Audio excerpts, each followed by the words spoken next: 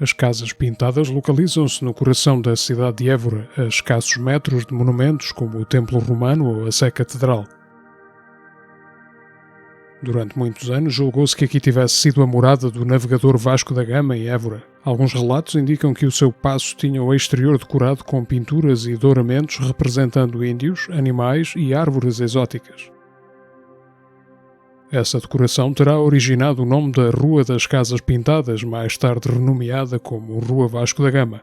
Contudo, o notável explorador terá vivido num edifício adjacente.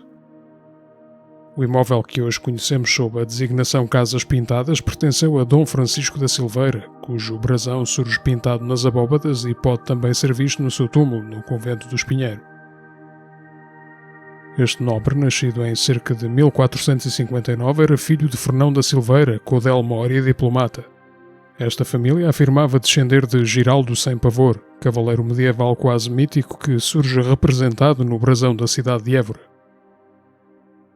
Francisco da Silveira foi criado e educado num ambiente cortesão, já que o seu pai era um servidor próximo dos reis Dom Afonso V e Dom João II.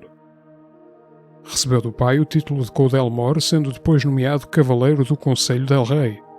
Manteve-se próximo da corte até à sua morte em 1534.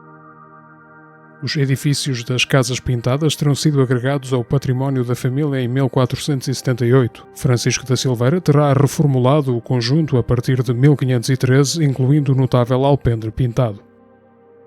É do lado oeste do jardim que surge a pequena galeria com as pinturas murais, sendo composta por 3 tramos abertos em arcos de volta perfeita. A abóbada é de cruzaria ogival e possui nervuras de massa que se apoiam em mísulas com capitéis, sendo estes decorados com quadrifólios e toros entrelaçados. A iconografia das pinturas nas partes superiores das paredes das casas pintadas tem de ser analisada no contexto da época em que estas foram produzidas. A simbologia dos animais e a sua associação a traços de comportamento humanos era algo comum tanto na Idade Média como no Renascimento. No painel do lado sul encontra-se a representação de uma garça real com as patas afastadas e as asas abertas. Mais acima surge o combate entre uma garça e um falcão. Na época eram comuns as caçadas da garça com recurso a falcões treinados para esse propósito.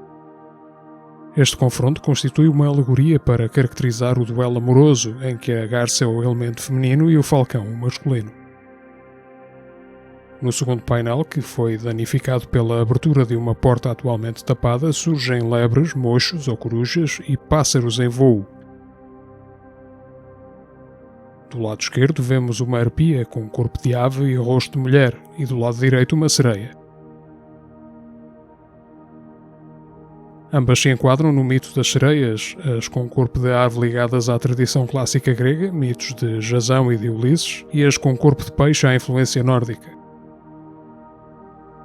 Estas criaturas estão ligadas ao elemento da perdição, seja ela amorosa ou espiritual. Curioso também é o mocho ou coruja, que simboliza o conhecimento e que aparece a ser atacado por um bando de tordos, representando o vilipêndio da sabedoria por parte dos ignorantes. No tramo seguinte surge uma profusão de animais que inclui um par de galos em luta, símbolos de fogosidade, e um veado e uma corça, símbolos de passividade, a serem seguidos por uma raposa, associada à astúcia e esperteza. Em todo o painel existem diversas lebres e perdizes, fauna comum na região. As lebres observam um pastor que toca gaita de foles como que encantadas pela música, e as perdizes, símbolo de luxúria e fertilidade, enfrentam uma raposa.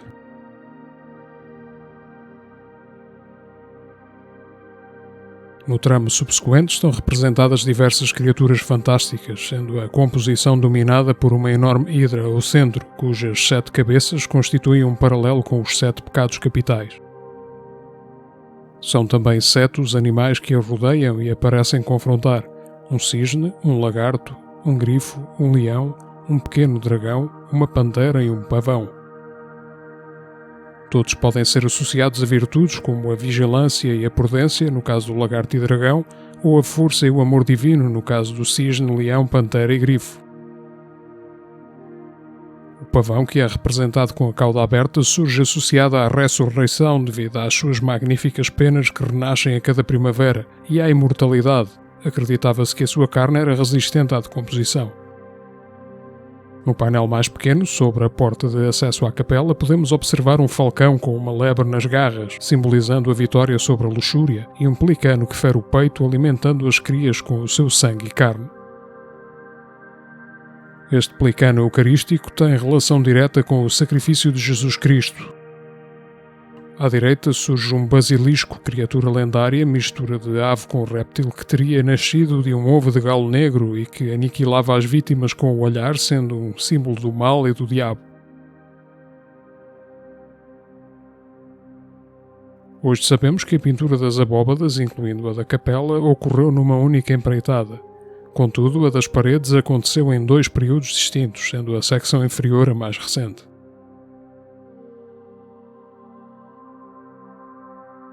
Sabemos isso porque esse friso, decorado com grotescos em vermelho e azul, foi pintado sobre uma preparação sobreposta ao plano original da parede.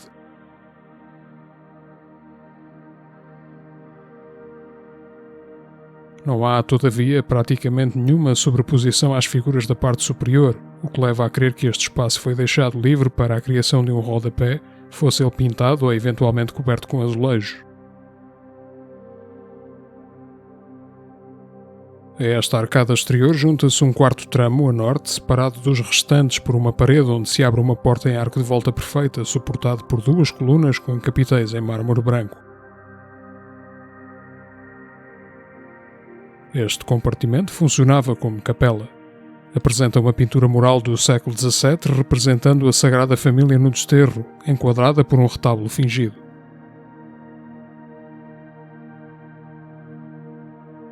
Na parede este surge uma representação da Piedade na parte superior, sendo que o painel inferior se perdeu devido à abertura de uma janela hoje tapada.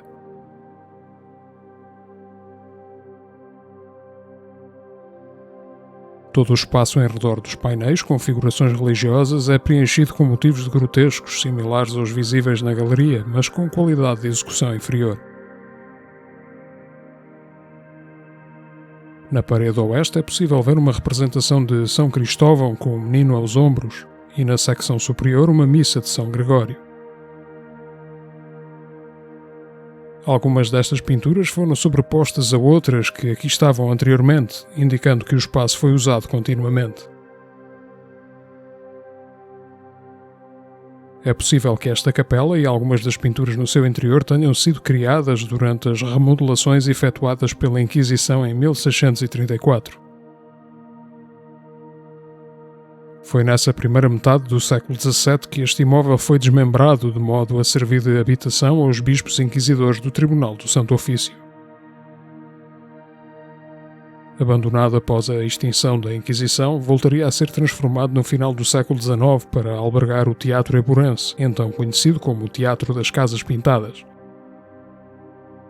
Mais tarde, entre 1929 e 1950, funcionou aqui o Hotel Alentejano.